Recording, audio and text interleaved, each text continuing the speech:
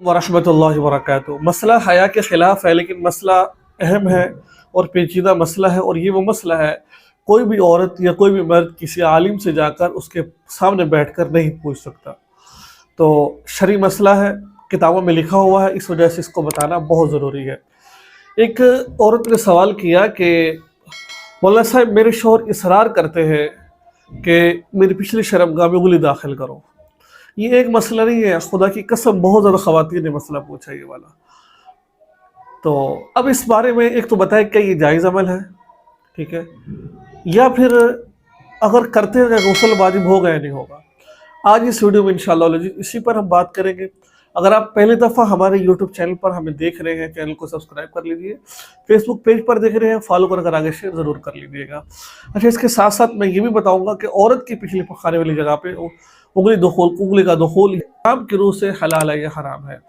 तो आइए चलते हैं बगैर किसी की तकाजा की। दूसरा सवाल मैं आपको पढ़कर सुनाता हूँ ताकि आपको ये सवाल समझ आ जाए, उसके बाद फिर मैं आपको दोनों का जवाब इकट्ठा दे दूंगा।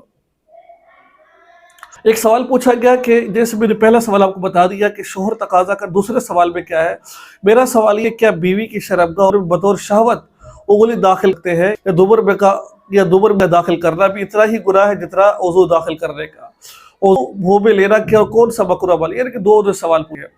अब इसका जवाब क्या है?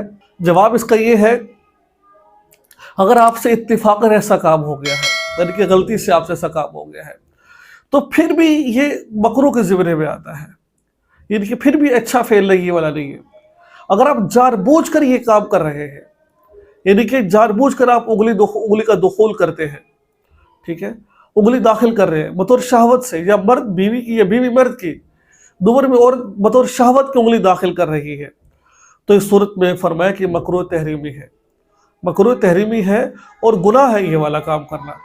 लवातत तो एक अलग गुनाह है ना, वो वज़ू दाखिल करना, उंगली दाखिल करना भी पिछली शर्मगाह में, चाहे वो मर्द की हो चाहे औरत की हो, इत्तिफाकन हो गया तो हो गया इस भाई, लेकिन शहवत की गरज से दाखिल करना ये भी मकरूह तहरीमी है, ये भी गुनाह के ज़िम्मे में आता है। तो लिहाजा इससे इंसान को इज्तनाब करने, जो काम ही नहीं करना, उसके रास्ते की तरफ जाने की क्या ज़रूरत है हम लोगों को। तो इन चीज़ों से भी बचना चाहिए इंसान को। तो ये था आज का मसला, मुझे उम्मीद है मसला आपको समझ आ गया होगा। अच्छा, गुस्ल फ़र्ज़ होता है कि नहीं, तो मैं सॉरी भूल गया, ये गुस्ल फ़र्ज़ नहीं होता है।